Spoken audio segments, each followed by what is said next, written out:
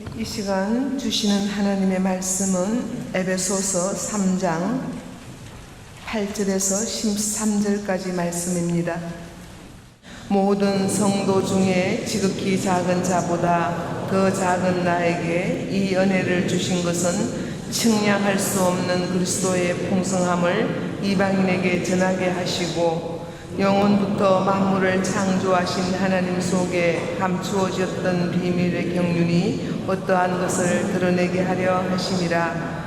이는 이제 교회로 말미암아 하늘에 있는 통치자들과 권세들에게 하나님의 각종 지혜를 알게 하려 하심이나, 그 영원부터 우리 주 예수 안에서 예정하신 뜻대로 하신 것이라. 우리가 그 안에서 그를 믿음으로 말미암아 담대함과 확신을 가지고 하나님께 나아감을 얻느니라. 그러므로 너희에게 구하노니 너희를 위한 나의 여러 환난에 대하여 낙심하지 말라. 이는 너희의 영광이니라. 아멘. 여러분들을 지금 우리가 4일째 에베소서를 묵상하고 있는데, 이 에베소서 말씀이 내 손에 이렇게 잘 잡힙니까? 특히 오늘 이 말씀은 교회가 이런 것이구나 라고 말씀하고 있다 라는 것이 이렇게 느껴져 옵니까? 저는 본문을 읽으면서 에베소서 참 어렵다, 알쏭달쏭하고 잡힐 듯 말 듯 하면서 먹먹하다, 이런 느낌이 더 강하게 다가옵니다. 사도는 교회를 통해서 사람과 세상 안에 어떤 일이 일어나고 있는지, 교회로 모인 사람들 속에서 무엇을 기대할 수 있는지, 교회가 어떤 영향력을 세상에 끼칠 수 있는지에 대해서 확신을 가지고 말씀하고 있습니다.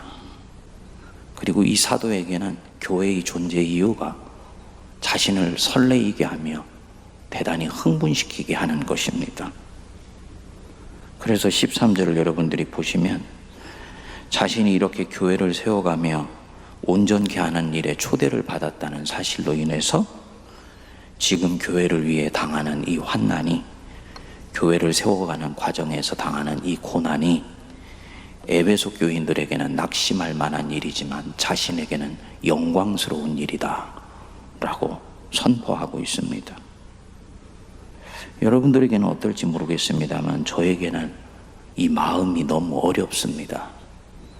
말이 어려운 것이 아니고, 사도가 교회를 세워간다는 것에 대해서 가지고 있는 이 설레임과 흥분이 제게는 와닿지를 않기 때문입니다.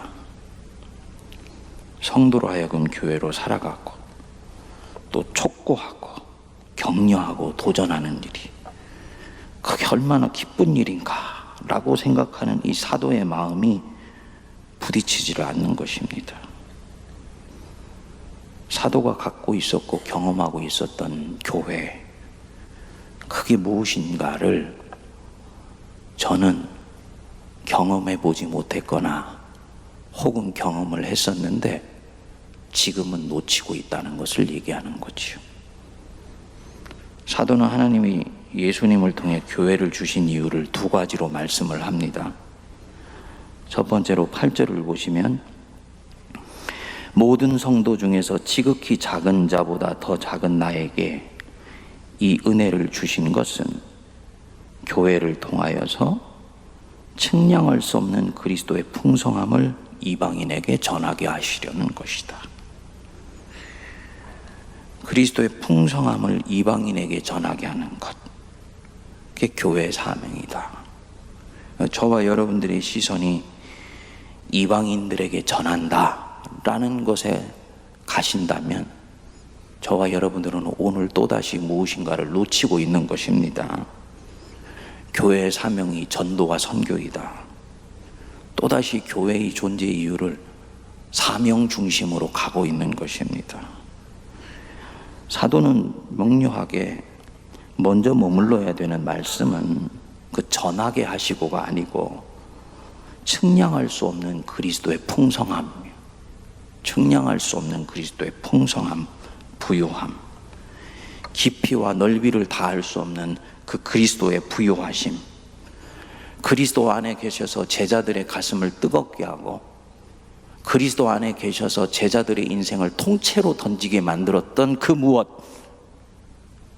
그 그리스도 안에 있었던 그 부요하심인데, 그 부요하심이 우리들 안에 다시 들어오게 되어서 그 부요함이 나로 하여금 마치 끓고 있는 용광로가 자기 안에 머물러 있을 수 없는 것처럼 다른 누구에게 전하지 않으면 견딜 수 없게 만들었던 그 무엇, 이게 우리한테는 느껴져 오지를 않는다는 것입니다. 예수 안에만 계셨던 내적인 자유함일 수 있었겠지요.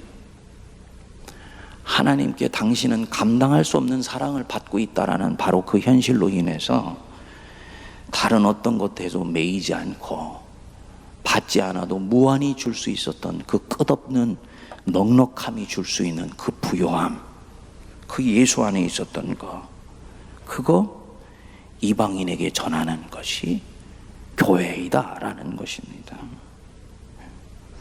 9절 10절 또 한번 보십시오. 영원부터 만물을 창조하신 하나님 속에 갖추어졌던 비밀의 경륜이 어떠한 것을 드러내게 하려 하심이라. 비밀한 경륜, 하나님 안에 감추어졌던 비밀한 경륜을 세상에 드러내는 것, 그게 교회가 하는 일이다. 그리고 10절에 보시면 이는 교회로 말미암아 하늘에 있는 통치자들과 권세자들에게 하나님의 각종 지혜를 알게 하려는 것이다. 교회는 만물을 창조하신 하나님의 경륜을 세상에 드러내고 통치자들과 권세들에게 이 하나님의 다양하고도 무지개 색깔 같은 오색영롱한 지혜를 깨닫게 하는 것이고, 깨닫게 해주는 사람들이 바로 교회이다. 그렇기 때문에 이 교회의 권세 앞에 세상의 통치자들과 권세들이 와서 경배한다. 이런 영광스러운 교회를 내가 세워가고 있기 때문에 자신은 그저 감사할 뿐이고 이 영광스러운 교회를 위해 받는 고난이 또한 내게는 영광이다 라는 것입니다. 사도가 교회를 바라보면서 갖고 있는 이 설레임이 어떤 것인지 여러분 느껴지십니까? 자신이 교회를 세워가며 교회를 온전케 하기 위해서 씨름하는 것에 대해서 이분이 얼마나 기뻐하고 있는지 보여지세요? 나는 왜 이런 느낌이 없을까? 새벽에 묵상해 봤습니다. 여러분들은 어떠세요? 묵상하면서 저에게 부딪혀온 것은요, 내가 경험하고 우리가 경험해 왔던 교회와 사도가 바라보았으며 그가 세워갔던 교회가 너무나 달랐구나. 그리스도의 측량할 수 없는 부요함을 전하자고, 전도하자고 우리가 모입니다. 모여놓고는 어떻게 합니까? 갈등하고 반목하고 다툽니다. 그 순간부터 부요함의 껍데기만 남고 속은 텅 비게 되는 것입니다. 부요함을 밖으로 전하자고 모여서 선교 전략과 선교 방책을 짠다고 함께 있는데 또다시 갈등하고 반목합니다. 그 갈등에서 이기기 위해서 수를 쓰고 때로는 교회들이 패거리를 만들어서 당짓고 나뉘어지고, 그런데 그것이 죄인지도 모르는 죄를 뿜어냅니다. 누가 교회가 왜 이래? 라고 얘기하면 그 교회라는 거 본래 그런 거야. 너무 그것 때문에 고민하면 교회 못 다녀. 적응해야 돼. 교회는 용서받은 죄인들의 모임이야. 라고 하면서 위로합니다. 문제는 뭐냐? 그리스도의 부요함과 넉넉함과 이 사도가 봤던 이 교회의 위대함에 대한 설레임이 교회를 오래 다니면 오래 다닐수록 점점 없어져 가더라라는 것입니다. 교회가 사업이 되어버린 것입니다. 교회가 제도와 틀만 남아있고 그 속에 사도가 보고 경험하고 설레었던 그리스도의 부요함과 풍성함이 각종 통치자들과 권세자들에게 권세 있게 지혜를 가르쳐 줄 수 있는 영권이 사라져버린 것입니다. 이런 자리에 저와 여러분들이 오랫동안 노출되어 있으면 교회를 바라보는 눈이 점점 시큰둥해지고 냉랭해집니다. 교회에 대해서 사도가 가졌던 설레임은 찾아볼래야 찾아볼 수가 없는 것이지요. 이런 것에 대한 갈등이 있는 동안에는 그래도 소망이 있습니다. 어느 순간인가 그것에 대한 갈등도 없어져 갑니다. 어떻게 된 것이냐? 나도 그 속에 또 한 사람이 되어버린 거예요. 사역을 위해서 모인 사람들이 교회로 살아가고 있다는 것에 대한 성경을 읽으면서 이런 자각이 일어나지 않으면 그 사람은 반드시 또한 다른 누군가에게 영향을 주게 되어 있습니다. 뜨거운 가슴을 가진 사람이 얼음처럼 냉랭한 사람과 함께 있으면요, 얼음 옆에 있는 장작불이 싸늘하게 식어가듯이 식어가게 됩니다.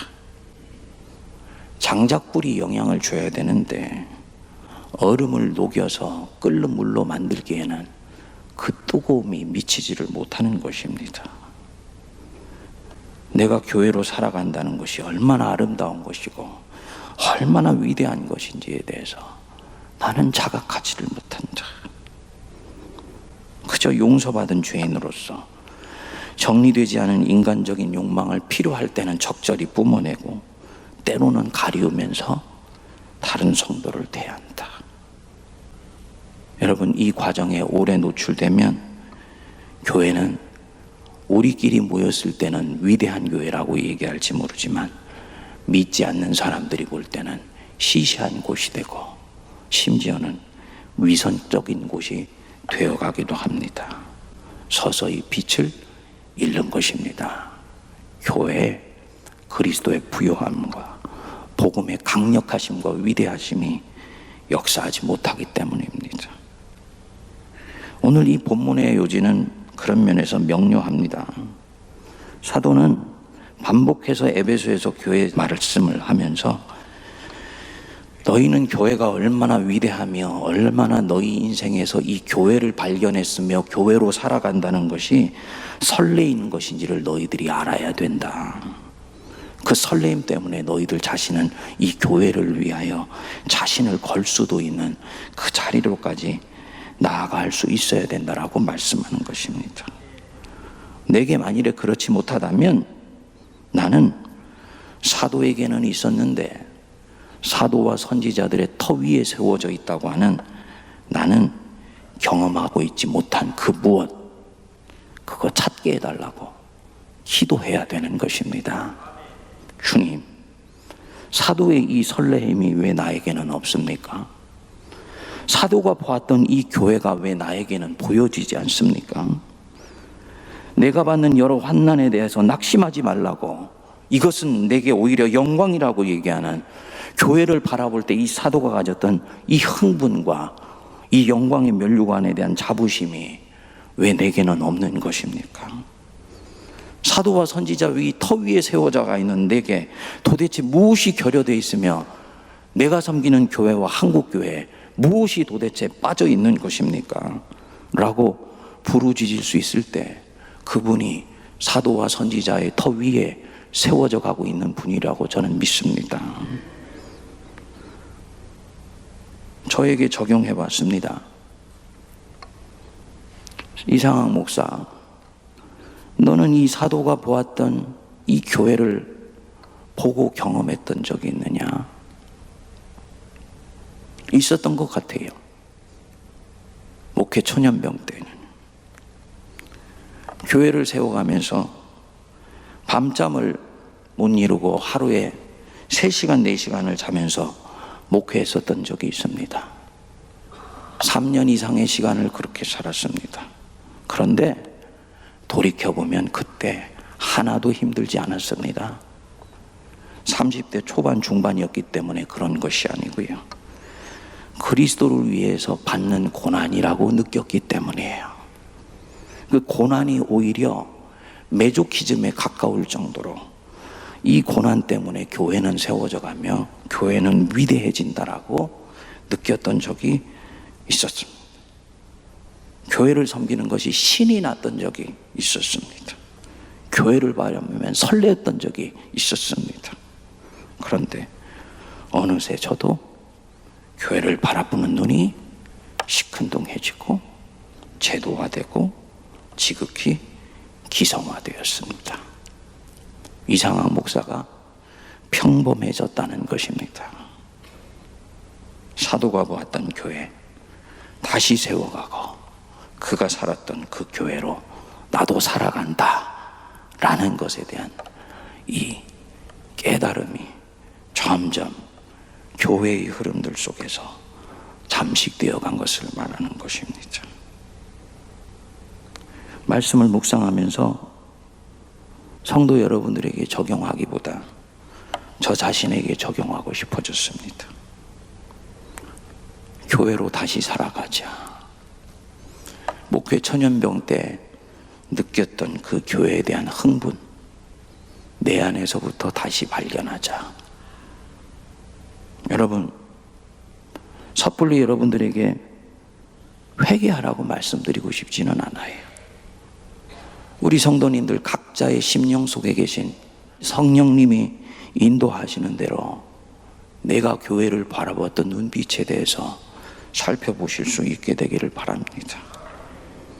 내가 교회를 시시하게 보지 않은, 교회는 용서받은 죄인들의 집단이기 때문에 우리 안에 횡행하고 있고 내 안에 또아리를 들고 있으면서 아무렇지도 않게 발산되었던 내 안에 있는 모든 인간적인 감정과 느낌들, 그것을 넉넉하게 허용하며 포용하며 살아가고 있었던 내 자신이 정작 교회된 나를 찌르고 교회가 되어가기 위해서 모여있는 내 형제 자매가 교회를 바라보는 눈빛을 냉랭하게 만들어가는데 일조하지 않았는가 돌이켜볼 수 있게 되기를 바랍니다.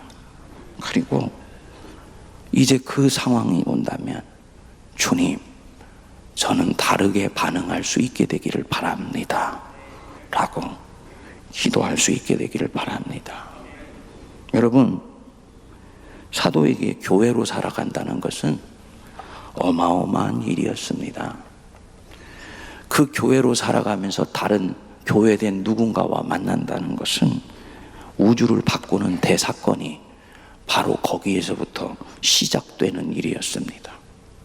이것은요, 제도보다 전통보다 세문안교회 성도로 살아가는 것보다 100배, 1000배, 만배는 흥분시키는 일이었습니다.